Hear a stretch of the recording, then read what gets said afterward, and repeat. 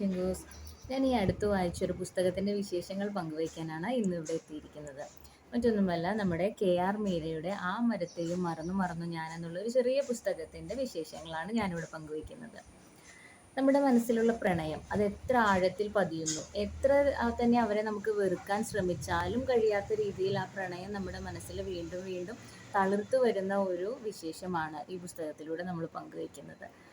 KR മീരയെ പറ്റി പറയുകയാണെങ്കിൽ വളരെ യഥാർത്ഥമായിട്ട് വളരെ ആനുകാലിക പ്രസക്തിയുള്ള വിഷയങ്ങളെ ആസ്പദമാക്കി എഴുതുന്ന ഒരു എഴുത്തുകാരിയാണ്.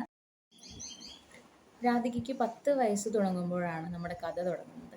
10 വയസ്സുള്ള രാധികയെ അച്ഛൻ്റെ കൂടെ ഒരു ബസ് സ്റ്റോപ്പിൽ നിൽക്കുകയാണ്. കുറച്ച് സമയം കഴിഞ്ഞപ്പോഴേക്കും അച്ഛനൊരു സന്ധ്യയായി കഴിയുന്ന സമയം കഴിഞ്ഞപ്പോഴേക്കും അച്ഛൻ പറഞ്ഞു ഇപ്പോൾ വരാമെന്ന് പറഞ്ഞിട്ട് അച്ഛൻ കുട്ടിയെ അവിടെ നിർത്തിയിട്ട് പോകുന്നു. എങ്ങോട്ടേക്കാണ് പോകുന്നത്? ആ നാട്ടിലുള്ള ഏറ്റവും പ്രധാനപ്പെട്ട ഒരു വേശ്യാസ്ത്രീയുടെ അടുത്തേക്കാണ് തൻ്റെ അച്ഛൻ പോകുന്നതെന്ന് രാധിക അറിയുന്നില്ല. കുറേ സമയം അച്ഛനെ കാത്തു നിന്ന രാധിക സമയം അന്ത്യമാവുന്നോളം വിഷമിച്ചു. ആ സമയത്താണ് ഒരു മധ്യവയസ്കൻ, ഒരു മരം വെട്ടുകാരനെന്ന് കണ്ടാൽ സൂചിപ്പിക്കുന്ന ഒരു മധ്യവയസ്കൻ അച്ഛനെ കാണിച്ചു തരാം, അച്ഛൻ്റെ അടുത്ത് കൊണ്ടുപോകാമെന്ന് പറഞ്ഞ് തൻ്റെ കുടിലിലേക്ക് രാധികയെ കൂട്ടിക്കൊണ്ടു പോകുന്നത്. അവിടെ വെച്ച് രാധികയെ ബലാത്സംഗം ചെയ്യുന്നു. ആ കുട്ടിയുടെ അന്നത്തെ ആ 10 വയസ്സിലേറ്റ മുറിവ് അവളുടെ ജീവിതത്തിൽ ഉടനീളം എങ്ങനെ പ്രതിപാദിക്കുന്നു. ഓരോ വിഷമഘട്ടങ്ങൾ വരുമ്പോഴും ഈ ഓർമ്മകളും അവിടെ നടന്ന കാര്യങ്ങളെല്ലാം അവളുടെ മനസ്സിലേക്ക് തികട്ടി തികട്ടി വരുന്നു.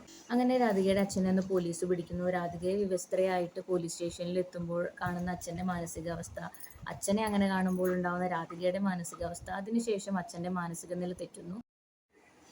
പെട്ടെന്നുണ്ടാവുന്ന അമ്മയുടെ മരണം, തൻ്റെ വിദ്യാഭ്യാസം, അനിയൻ്റെ വിദ്യാഭ്യാസം, അങ്ങനെ ജീവിതമേ ഒരു ചോദ്യചിഹ്നമായി നിൽക്കുന്ന സമയത്താണ് ക്രിസ്റ്റി രാധികയുടെ ജീവിതത്തിലേക്ക് രംഗപ്രവേശം ചെയ്യുന്നത്. ആദ്യമേ തന്നെ ഉടക്കിൽ തുടങ്ങി സ്നേഹത്തിൽ കലാശിക്കുന്ന ഒരു ബന്ധമായിരുന്നു ക്രിസ്റ്റിയും രാധികയും തമ്മിൽ. അങ്ങനെ അവർ സ്നേഹത്തിലാവുന്നു, പരസ്പരം ജീവിതം പങ്കുവയ്ക്കുന്നു, ശരീരങ്ങൾ കൈമാറുന്നു. ഈ വാർത്തകളെല്ലാം ഉടനീളം കഥാകാരി അതിമനോഹരമായിട്ട് പുസ്തകത്തിൽ പ്രതിപാദിക്കുന്നുണ്ട്. എന്നാൽ താൻ എല്ലാം നൽകി സ്നേഹിച്ച ഒരു പുരുഷൻ തന്നെ വഞ്ചിക്കും എന്നുള്ള വിവരം വളരെ വൈകിയാണ് രാധിക മനസ്സിലാക്കുന്നത്.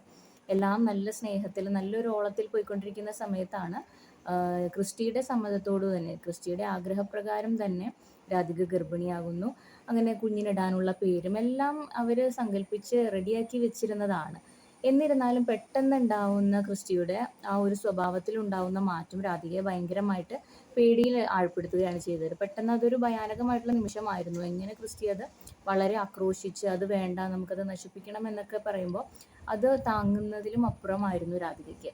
എന്നിട്ട് ക്രിസ്റ്റിയിൽ നിന്ന് തന്നെ അമ്മയുടെ കുഴിമാടത്തിലേക്ക് ചെന്ന് നമുക്ക് കല്യാണം കഴിക്കാം എന്നൊക്കെ ഉള്ള രീതിയിൽ പിന്നെയും മനസ്സ് മാറി വരുന്നു. അമ്മയുടെ കുഴിമാടത്തിൽ വെച്ച് താലി കെട്ടുന്നു. എന്നിട്ട് രാധികയെ ആക്രമിക്കുന്നു, അടിവയറ്റിൽ ആഞ്ഞു ചവിട്ടുന്നു, ആ കുഞ്ഞ് നഷ്ടപ്പെടുന്നു, ആ കുഞ്ഞിനെ അബോർട്ട് ചെയ്യാനായിട്ട് ആശുപത്രിയിൽ കൊണ്ടുവന്നു. ആ വിവരങ്ങളെല്ലാം വളരെ അധികം ഹൃദയഭേദകമായിട്ട് നമുക്ക് വായനയിലൂടെ മനസ്സിലാകും. അത്രയ്ക്ക് ആഴ്ന്നിറങ്ങിയാണ് KR മീര ആ ഒരു രചന രചിച്ചിരിക്കുന്നത്. നമുക്ക് ഓരോരുത്തർക്കും നമ്മളാണ് ആ ഒരു രീതിയിൽ ഫീൽ ചെയ്യുന്നതെന്ന് നമുക്ക് ആ വായനയിലൂടെ നമുക്കത് മനസ്സിലാക്കാനായിട്ട് സാധിക്കും. ഈ സംഭവത്തിന് ശേഷം ഒരുപാട് നാളുകൾ കഴിഞ്ഞാണ് ക്രിസ്റ്റി വരുന്നത് തിരിച്ച്. ആ സമയം കൊണ്ട് രാധികയുടെ വിവാഹം, ഒരു കുടുംബിനിയായി, ഒരു വക്കീലായി നല്ല രീതിയിൽ സമൂഹത്തിൽ ജീവിക്കുന്ന രാധികയെ തേടി വരുന്ന ക്രിസ്റ്റിയുടെ സ്വഭാവം വേറൊരു തരത്തിലാണ്. ആകെ പ്രായമായി, വേഷങ്ങളിൽ വന്ന വ്യത്യാസം, രൂപത്തിൽ വന്ന വ്യത്യാസം, മാനസിക നില അപ്പാടെ തകർന്ന ഒരു തരത്തിലാണ് ക്രിസ്റ്റി വീണ്ടും രംഗപ്രവേശം ചെയ്യുന്നത്.